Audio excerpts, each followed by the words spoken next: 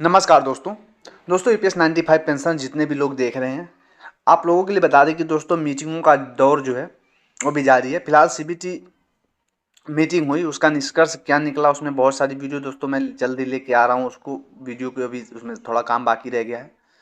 फिलहाल दोस्तों आप लोगों के लिए बता दें कि ज़्यादा से ज़्यादा आप लोग जो है 10 तारीख को पहुँच करके अशोक रावत जी का सहयोग कीजिए, क्योंकि दोस्तों ये टाइम आ गया है दिखाने का ईपीएस 95 पेंशनरों का।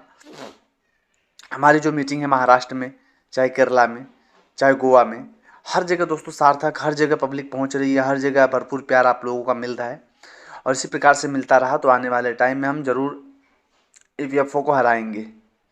ईपीएफओ को हराएंगे नहीं, बल्कि अपना जो हक है वो लड़कर लेंगे।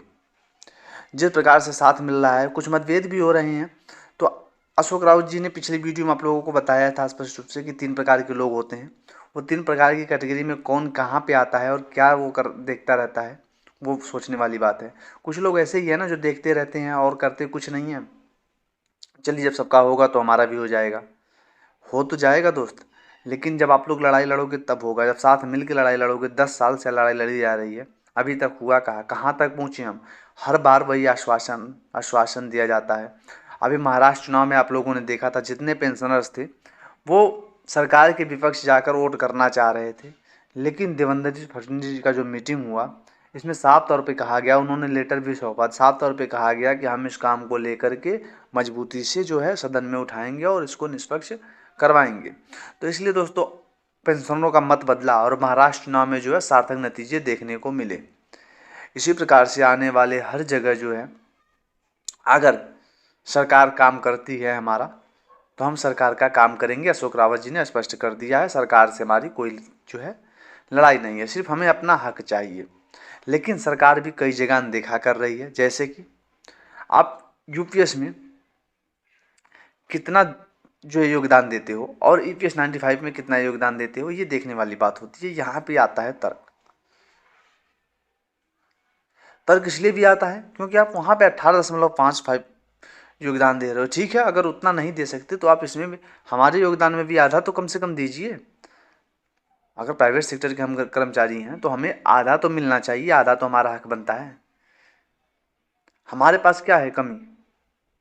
कोई शरीर से मजबूत नहीं है, कोई पैसे से मजबूत नहीं है, कोई आर्थिक विचारों से मजबूत नहीं है। तो हम लड़ाई अपनी लड़ेंगे किस प्रकार से? वो तो भला हो कमांडर अशोक राव साहब जी का, जो कि सभी लोग को साथ लिए और इतनी भली भांति, इतनी मेहनत और दृढ़तापूर्वक जो है लड़ाई लड़ रहे हैं। फिलहाल दोस्तों रामलीला मैदान में हम यही कहेंगे कि आप लोग ज़्यादा से ज़्यादा जनसंख्या में पहुंच करके जो इस आंदोलन को सफल बनाइए, ताकि अगर काम होगा तो एक व्यक्ति का काम, व्यक्ति का काम नहीं होगा, पूरे समाज का काम होने वाला है। और आप सभी लोगों को जुड़ना चाहिए। ऐसा नहीं है कि एक क्षेत्र केवल दिल्ली क्षेत्र के निवासी लोग जुड़ जाएंगे तो काम हो जाएगा। यही तो गवर्नमेंट को दिखाना है। गवर्नमेंट हर बार जो है लुभावने वादे दे करके टाल देती है, लेकिन गवर्नमेंट से हमको काम करवाना है तो हम उसके पक्ष में बात करनी होगी। बहुत से लोग कहते हैं कि कमांडर साहब जो है बीजेपी के एजेंट हैं। ऐसा आप लोग नहीं बोलिए वीडियो में, क्योंकि ऐसा गलत मैसेज जाता है। ऐसा कमेंट करने से गलत मैसेज जाता है। कमांडर अशोक रावत साहब लड़ाई लड़ रहे हैं, ये भी नहीं है कि वो सोच रहे हैं कि आने वाले महीने में फाइनल हो जाएगा। ये लड़ाई कब तक चलेगी देखने वाली बात होगी। लेकिन जितना हो सकता है हम मदद तो कर सकते हैं, हाथ पे हाथ रख के बैठ तो नहीं सकते।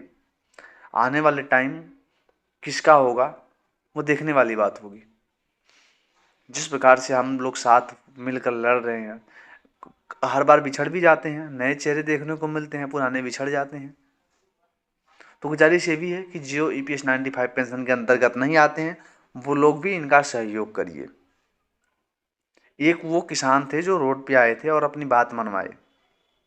एक ये भी किसान है जो 35 साल तक जिन्होंने अपना खून पसीना लगा के सींचा हुआ है, ईपीएफओ को दिया हुआ है।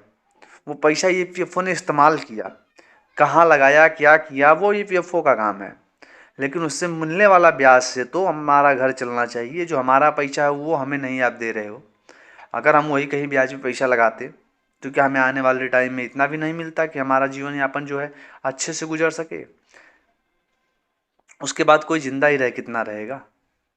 60 साल पेंशन लेने, 60 साल नौकरी करने के बाद, 60 साल के बाद जो आप पेंशन दोगे उसमें कोई कितना लाभ ले लेगा? तो ये सोचने वाली बात होगी। हम सरकार से भी यही गुजारिश करेंगे कि इस बात को जल्द से जल्द, जिस प्रकार से आप ने वित्तीय वर्ष उठाया था और हमें आश्वासन दिया था, हमारे नेताओं को आश्वासन दिया था, उनसे आपने मिला था, मुलाकात भी की थी। हेमा मालिनी जी ने इस मुद्दे को बहुत गंभीरता से लिया था और कई बार उठाया था, एक बार नहीं कई बार उठाया था। लेकिन फिर भी हमारा काम जो है फाइलों के बीच, जो हमारा फाइल है वो टेबलों के बीच दबी रह गई।